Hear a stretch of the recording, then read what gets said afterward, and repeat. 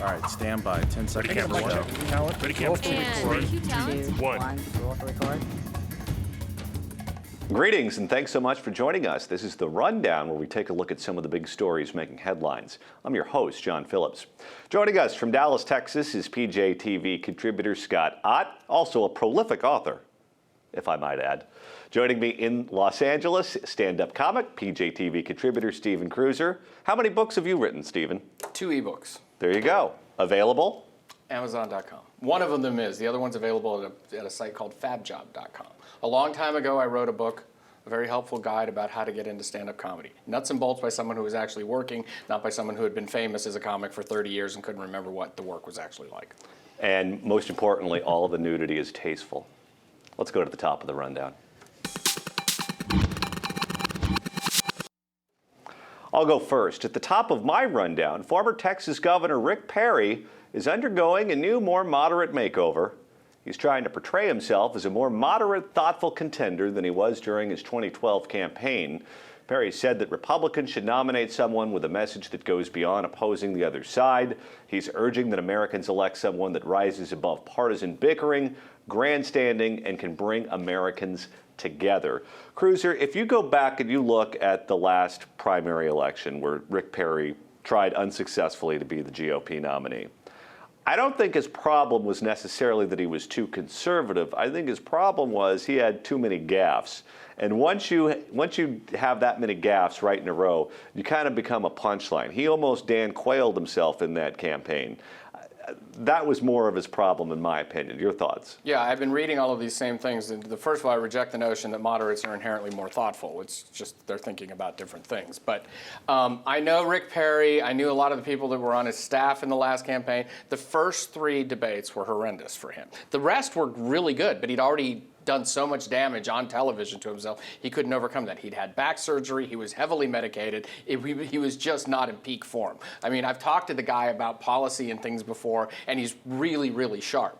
But he was not sharp there. I was in Orlando for, I think, the 3rd of the debates that he was in, and one of his consultants met with me and 2 other people right after, and they said, "What do you think? What did you think?" And we started saying that didn't go well at all, and he was going like, "No, well, I thought," we were saying, "Do you want us to tell you what we thought, or do you want to sit there and spin it?" And they were all in denial about how badly things were going in those first few debates for him. You know, Scott, there are some times when you look at a candidate on paper, you say, this guy should be the nominee, this guy has the pedigree, this guy has the education, this guy has the experience, he's got the looks, and it just doesn't work out.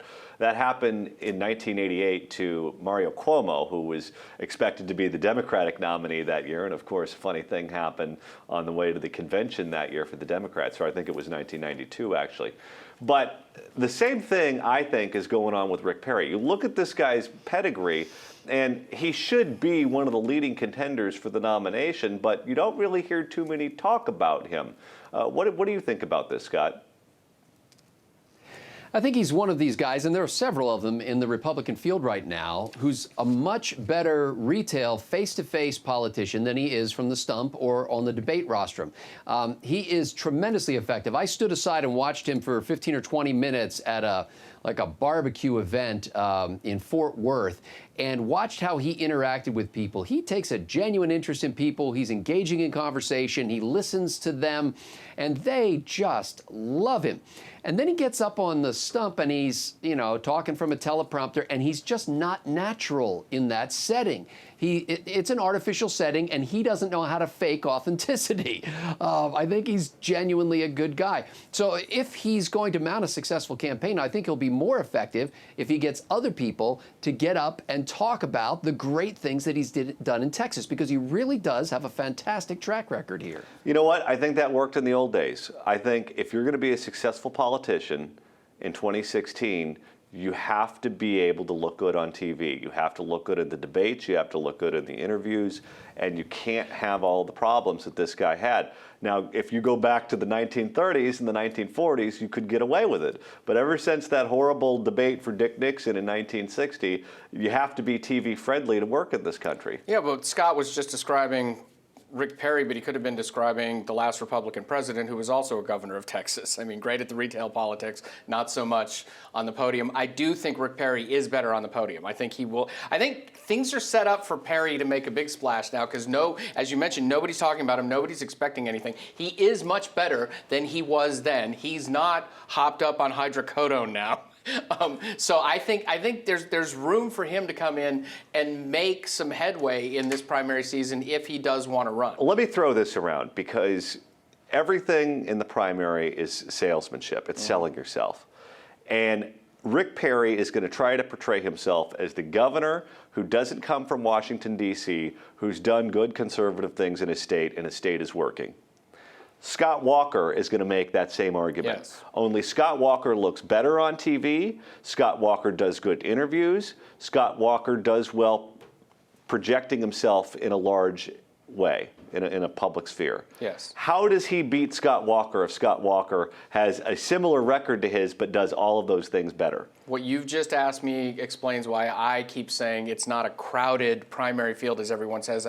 I say it's an embarrassment of riches. I mean, if that's the GOP's real problem in this election, I love problems like this. I don't know if he can. Scott Walker's a more dynamic speaker now than he used to be. Perry is a much more dynamic speaker. I remember him at CPAC after he'd gotten out of the primaries, and he gave a speech there, and there were a lot of us there who were Perry fans, and he was our guy, and he was my favorite in 2012, and he gave the speech at CPAC shortly after when he was feeling better, he was moving around, he was happy again, and we were all going, where was that speech during the primary?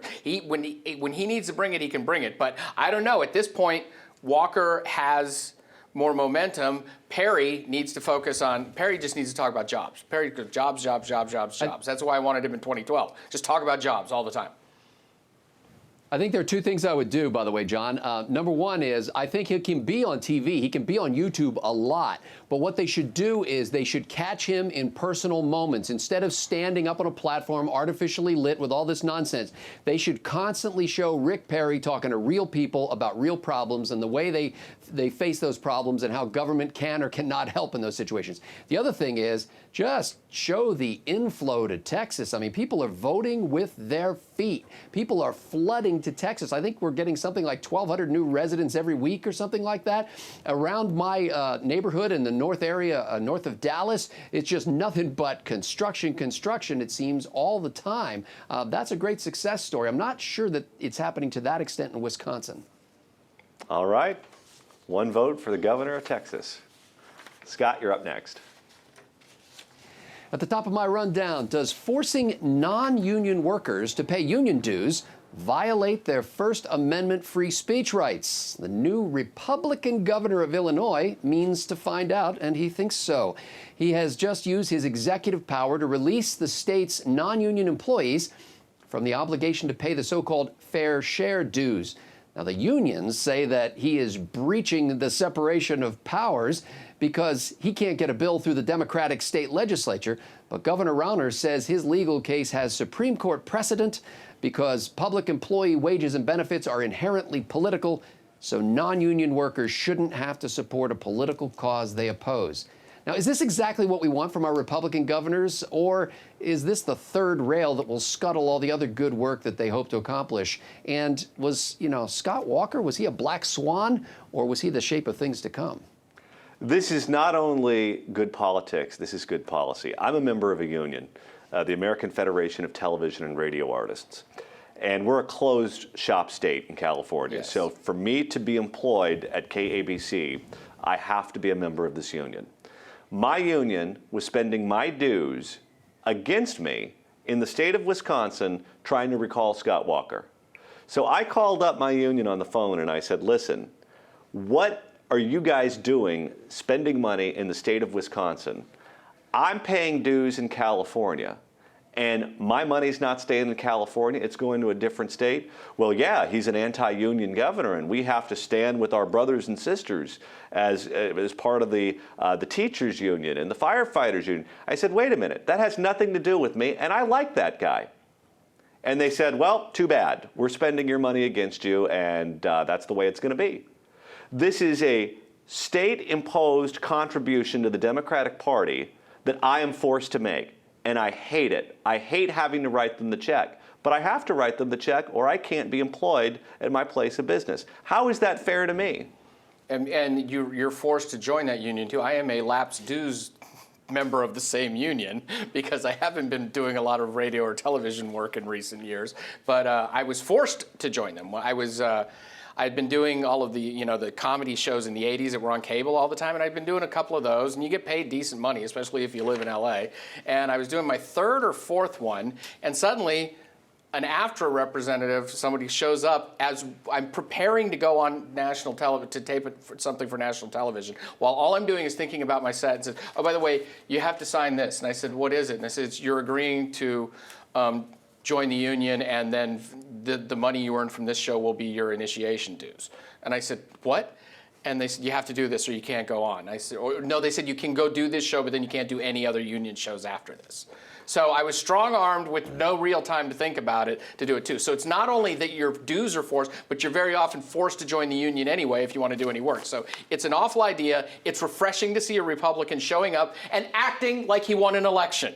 God, I love the governors. I wish someone in Congress would do that. He's like, you've taken all that arrogance that Obama's got with it. Yeah, I won. Yeah, I won. Here I am, in your face. It's Illinois. I got Scott Walker over there. He's got my back. We're doing this. I like this guy already. This is why, Scott, I'm most likely, well, who knows, because by the time we vote in California, we're the second to last state to vote in the primary, so my vote will not matter.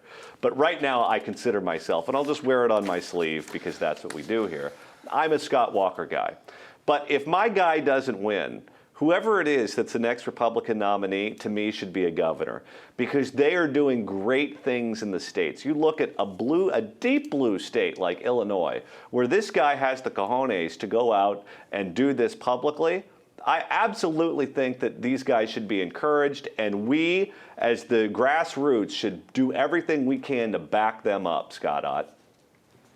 Well, and this is a relatively small step, by the way. We're only talking about government employees, and we're only talking about government employees who are not in the union. They're not forced to join the union in this case, but there are several thousand government employees who are not in the union, but they have to pay this fair share dues things.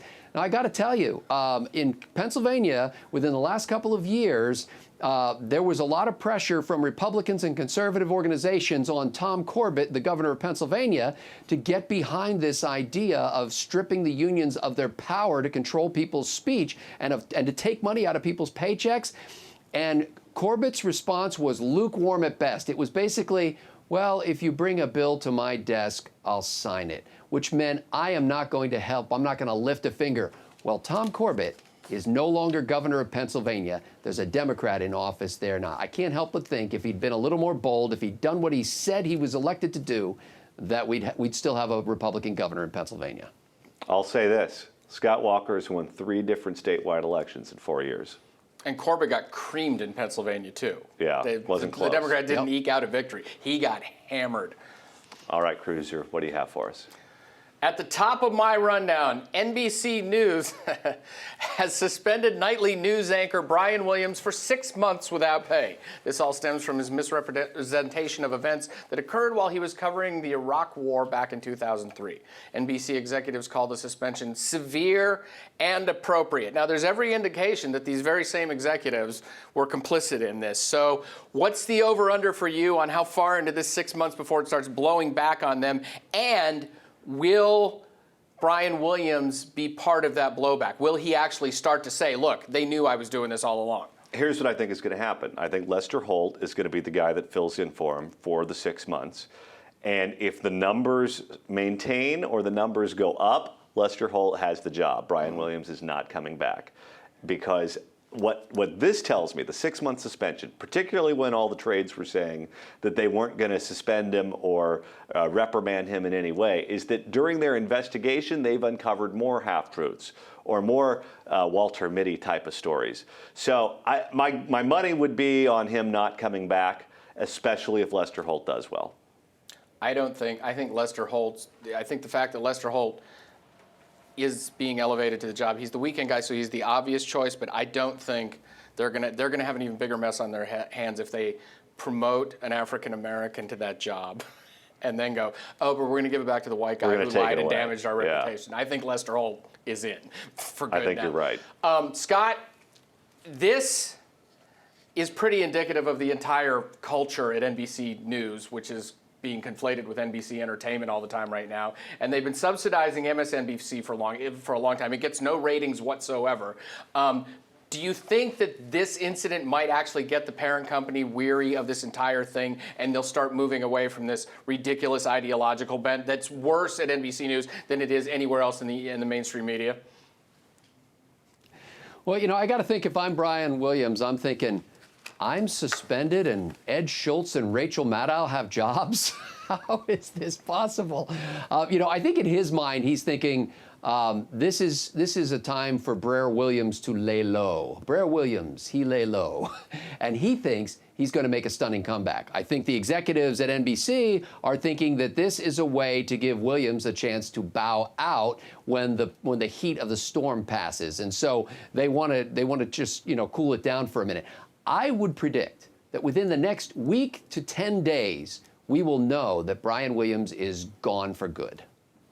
Yeah, in the past, when NBC News has dealt with people who have broken the rules and needed to be suspended, they've suspended them for 2 days, 3 days, something like that, not 6 months. They suspend Olbermann for 2 days. They find out he's contributing to a Democrat's campaign. They did the same thing with Joe Scarborough. They suspend him for a couple days and bring him back. If you want to bring him, I think, as Scott said, this 6 months is an exit strategy. I hope that this just drives a stake into the heart of the undead thing that is the mainstream media network news.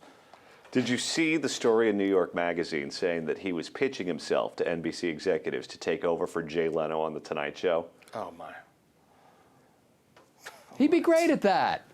He would be great at that. Have you ever seen him on a talk show, late night comedy talk show? He is hilarious. He is good. He's not credible at the anchor desk anymore, but he's great sitting in the chair next to David Letterman. He was good on 30 Rock, too. I don't want journalists. I'm not going to go try to become a news anchor. I don't think journalists should try to get comedians jobs. Leno, however, for NBC Nightly News, I wouldn't be opposed to. That would be an interesting experiment. And you know, Jay has probably already called them about that. All right, that's going to do it for today's show. Do you think Brian Williams is coming back? Stephen Cruiser says no. Leave your comments in the comment section below. I'm John Phillips for Stephen Cruiser, joining me here in LA, and Scott Ott in Dallas, Texas. Thanks so much for watching The Rundown.